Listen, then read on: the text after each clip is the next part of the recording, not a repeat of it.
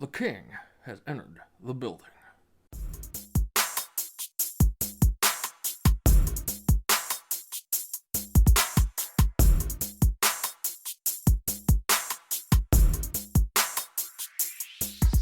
Alright, guys, it's time to talk about Elvis, a film that I wasn't really 100% sure about when they started showing trailers for this. I thought the trailers were cut together really interestingly.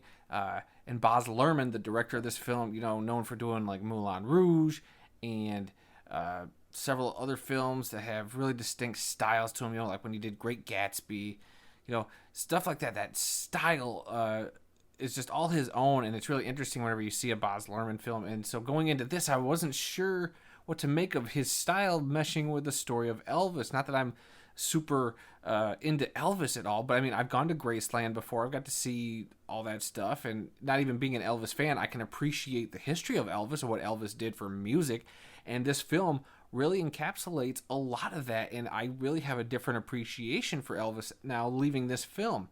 And I think that the way that Baz Luhrmann handled the story of Elvis and kind of, showcasing everything that happened around Elvis and his whole story was really well done. Now, it's a typical biopic about a big famous star who still has family around, so not everything's going to be as gritty and dark and real as you'd like it to be, but they do enough in this to make you go, wow, they really went some places that maybe a typical biopic would kind of gloss over. And while, like I said, it doesn't go super hard into certain things, you still see, some of his drug problems, his times with lady friends, and, they touch on a lot of different stuff. And for a movie that's, I think it's about 2 hours and 45 minutes long, I'm not 100% sure on the runtime. It's long. Don't get me wrong. I went into the theater at 10:30, didn't get out till about 1:20. So you still have to include previews before that. But even then, I didn't feel the length of this movie, which is crazy. That's something that made me nervous going into this, because I was like, dang, this is going to be a long movie. And yeah, it's a long movie, but I was never bored. I was really into this thing from start to finish. So let's just dive in. It's the story of Elvis. It's the story of this kid growing up in the South and comes up through the roots of just black soul music, the gospel music, the rock and roll that was, coming out from black neighborhoods down there.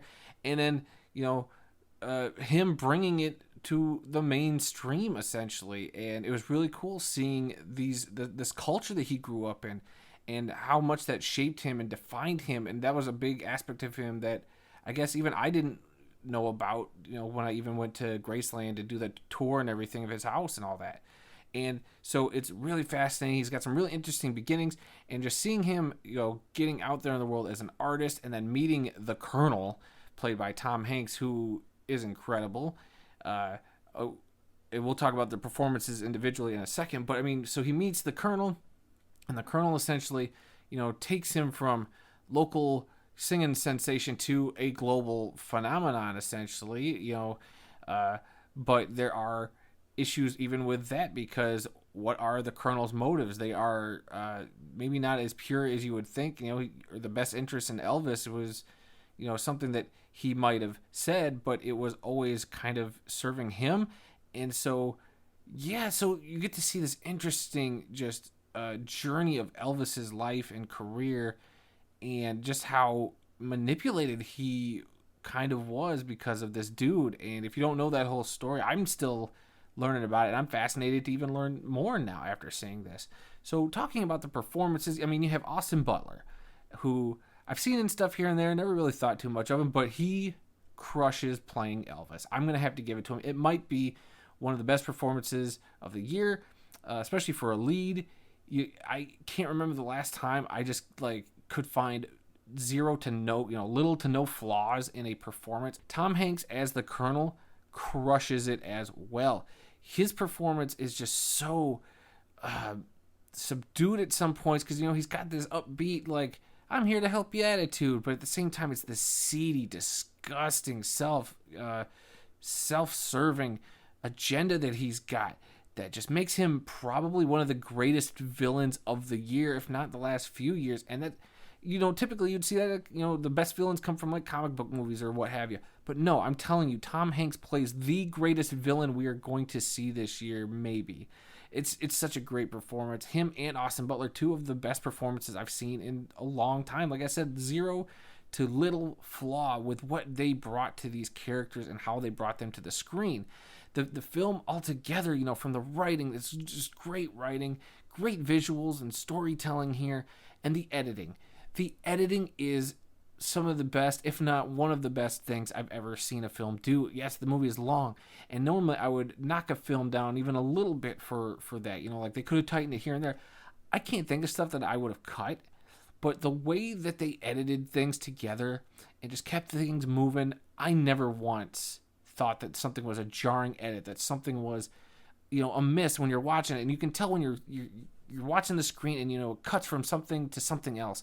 Sometimes you get that little like, oh, okay, that was an awkward transition or just an awkward cut right there. Like maybe they needed to let something breathe. But here, every little editing decision they did was meticulous and was purposeful, and I thought incredible. And I will not stop gushing about that aspect of this movie.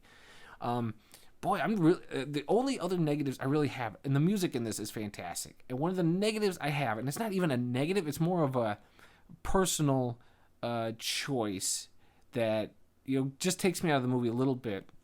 And it's you're in the period of the 50s and 60s, and you're playing a lot of this great music, and I get why they would do certain things, because they'll be playing some of that really gnarly old school rock, Memphis rock and roll from some of the clubs. Like they have B.B. King in the movie, and you're seeing some of that music, but then you're seeing some of it juxtaposed with like modern rap music. And I think that's an interesting choice. I get why they kind of do that, but it takes me out of the movie a little bit. Whenever there's a period piece movie, especially, having modern music even set foot into it is really tough to pull off. And while it got close to me, like I said, I understood it, but it's just not the choice I would have made. So I guess that was just a personal thing for me that kind of knocked it down just a smidge. And the only other big negative is that the way the story just kind of fizzles out. I mean, it's based on a true story, obviously, but I thought that they were going to have a really interesting wrap up with the way the story was structured, because it is narrated and essentially told from the perspective of the Colonel. And it feels like that might have gotten lost along the way at certain points. Like, yeah, every once in a while they bring it back, this narration, or where he kind of is at the start of the movie, the Colonel telling and reflecting upon this story and how he's not the bad guy. But I feel the way it wrapped up and ended didn't really bring that home 100%. And not that ruined the movie for me. It was just something I went, that was interesting that they didn't finish out how they kind of started things. Or at least brought that back at full circle enough to make it feel a little more cohesive. Because the way this just kind of ends, didn't hate, but it just left me wanting more. And so, I'm going to end up giving this an A-. I was thrilled with this like the entire time I was watching it. There's not a whole lot I would say that's negative about this. It's just those few little nitpicks really kind of brought it down to where it was like, it could have been even my favorite movie of the year at one point. I was having so much fun with it, but there's just a bunch of little things that kind of add up as you go out through this entire runtime that makes it go, look, this is really, really, really good. Maybe just not that next step up. And there's nothing wrong with that, because you're still getting two performances in this that I think are Oscar level. Will they actually win the awards? Hard to say. There's going to be a lot of great performances this year, and for me personally, they are probably the two best performances, in my opinion, that I have seen from the however many movies I've seen this year. So we'll see where that ends up at the end of the year. We're barely almost halfway through the year, and we got a lot more performances to sit through. So yeah, so giving this an A-, boy, I feel bad, because like I said, I wanted it to go higher, but hey, it's what happens sometimes, and that doesn't knock down how great this is. This is something I'm definitely can't wait to own. It's a gorgeous movie, and I would encourage a lot of people, everybody really, to go check this out if you can. So yeah, what do you guys think? Are you guys interested in seeing the Elvis movie? Are you an Elvis fan? Are you not an Elvis fan? I'm just very curious. Leave those comments down below. I'd love to know what people think about this. If you're a big Elvis fan, how did this make you feel? Is this accurate to a lot of the stuff, in his life? I mean, what stuff was exaggerated? Because we all know movies exaggerate stuff, so it is what it is. If you could leave a big thumbs up, clicking that little button down there, helps the channel out. It's great, getting that feedback from you guys. It's, puts a big smile on my face whenever I see those thumbs ups. And then also, guys, if you could hit the subscribe button up there, to be notified whenever I drop new videos and stuff. And hitting that little bell icon helps you do that as well. Keeps you up to date whenever I got something new posted. So especially when the plan is to have a 1-year anniversary video come out. I'm still kind of working on it. We'll see how the final product finishes up. But yeah, essentially it's been a year on YouTube, and it's been a fun ride and experimenting. And this channel has evolved in the year, that since I started. It started, just doing quick little videos, and now here we are doing longer talking heads, which I didn't really want to do, but it's evolved, and that's the whole point. So whatever, we'll see what happens with this 1-year video. But until then, guys, I'll be seeing you.